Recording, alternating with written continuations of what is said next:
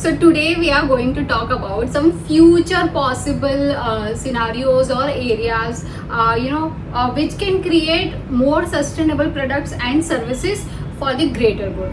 So basically ये idea मुझे अगर मैं सच कहूँ तो तभी आया था when बहुत ही अच्छा खासा डिस्कशन इंडिया में चल रहा था अबाउट दी स्टार्टअप्स.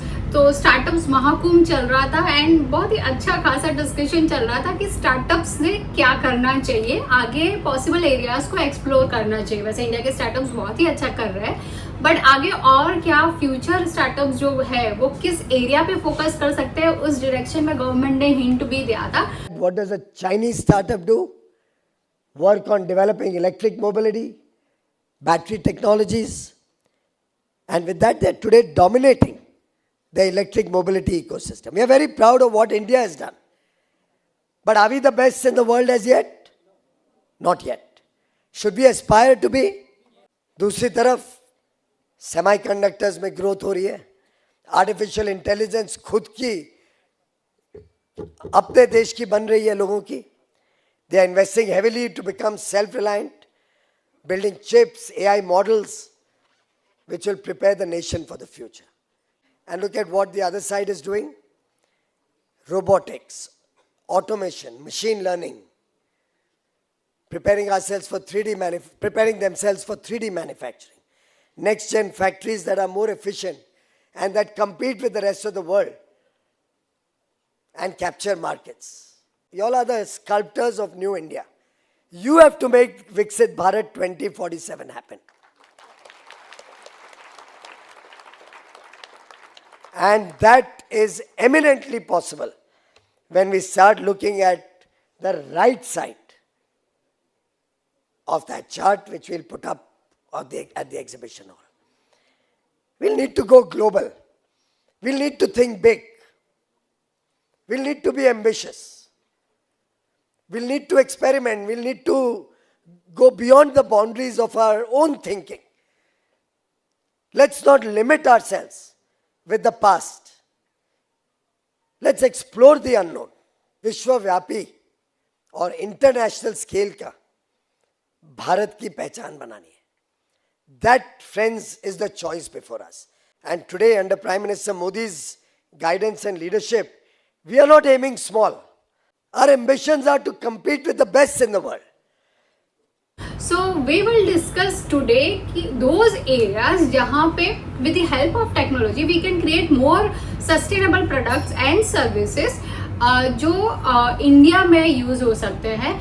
सो ये जो भी हम टेक्नोलॉजिकल एडवांसमेंट की बात कर रहे हैं तो इसके मेनली 4 फोकस पॉइंट पहले ध्यान में रखे जाते हैं बिफोर मेकिंग एनी प्रोडक्ट और services. So first is vision. इसको एक विजन के साथ बनाया जाता है कि इसकी प्रेजेंट में ही हमारे नीड्स को ये कंपैटिबल ना हो और बहुत ही जल्दी आउटडेटेड ना हो जाए. ये तो एक फ्यूचर पर्सपेक्टिव को ध्यान में रख के बनाया जाता है कि प्रेजेंट में तो yes we need this product and services, but with changing times future में भी वो उतना ही कंपैटिबल बना रहे. सो मेनली वो फ्यूचर फोकस प्रोडक्ट और सर्विसेज होता है जिसको आज में तैयार किया जाता है. द सेकेंड इज दैट ये सस्टेनेबल होना बहुत ज़रूरी है. Sustainable product and services is the need of the hour. तो ये सस्टेनेबिलिटी पे फोकस करना बहुत ज़रूरी है. And with that we come to our next point, that is renewable energy. Since past many years world is turning its focus to renewable energy. So renewable energy को जितना ज़्यादा से ज़्यादा यूज़ करके हम कोई भी प्रोडक्ट या सर्विसेज बनाएंगे तो वो सस्टेनेबल होगा. Fourth is AI. तो ऑफकोर्स AI का यूज़ करके we can make good products and services जो सस्टेनेबल भी हो सकते हैं और टेक्नोलॉजिकली एडवांस भी होंगे ऑफ कोर्स. तो ये 4 पॉइंट्स पे फोकस करके we can look into the future that what we can create. There are many other focus areas also कि कोई भी depends on कि कौन सा प्रोडक्ट या सर्विसेज बनाना है जिसके लिए other requirements will also be there. but ये 4 जनरल फोकस एरिया तो ऑफ कोर्स होते ही है कोई भी इनोवेशन के पहले, जिस पे इसको एक बेस के जैसा लिया जाता है. And from that they can move ahead and product wise and service wise and determine what other criteria they need in their future product and services. We are going to focus on top 3 products or services only. But ये products मुझे तो बहुत ही ज़्यादा काफ़ी sustainable और beneficial लगे. So I am going to talk about those products in today's video. उसमें से कुछ प्रोडक्ट्स जो बाहर, इंडिया के बाहर other countries are already using, and काफ़ी दो प्रोडक्ट्स ऐसे हैं जहाँ पे वो खुद भी रिसर्च कर रहे हैं और इंडिया भी रिसर्च कर रही है। So first is kinetic pavement. तो बेसिकली अगर सिंपल वर्ड्स में बात करें तो पेमेंट पे वैसी टाइल्स को लगाना जिससे कि जब ह्यूमन फोर्स यानी कि इंसान उस पर चलता है तो उसकी काइनेटिक एनर्जी जो भी जनरेट होती है उससे इलेक्ट्रिसिटी पैदा करना। लेट्स डिस्कस कि ये डिटेल में कैसे काम करती है। तो बेसिकली एक स्पेशल तरह की टाइल्स होती है। ये टाइल्स पे चलने से, ह्यूमन मूवमेंट से प्रेशर क्रिएट होता है और उस काइनेटिक एनर्जी जो भी प्रेशर क्रिएट होता है यानी कि जो काइनेटिक एनर्जी जनरेट होती है उससे बनती है इलेक्ट्रिसिटी। हर एक फुट स्टेप जो इस टाइल्स पे रखा जाता है उससे जनरेट होती है 0.1 watts of electricity. So while this is minimal individually, but the cumulative effect in high traffic areas results in significant energy generation. तो अगर एक एग्जांपल के तौर पे अगर हम बात करें तो basically it takes about 2000 steps to produce 1 kilowatt hour of electricity, which can power devices like LED lights and digital signage. Over a 20 days period, the system can generate enough electricity to power 1422 televisions for an hour.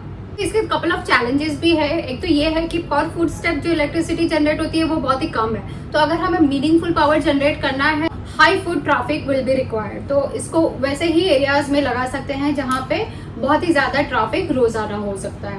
Second is high installation cost. तो इसकी installation cost initially बहुत ही ज्यादा high लगेगी, but over a period of time जब उसके benefits आना शुरू हो जाएंगे and technology will be more advance in future, so हो सकता है इसकी कॉस्ट भी कम हो जाए।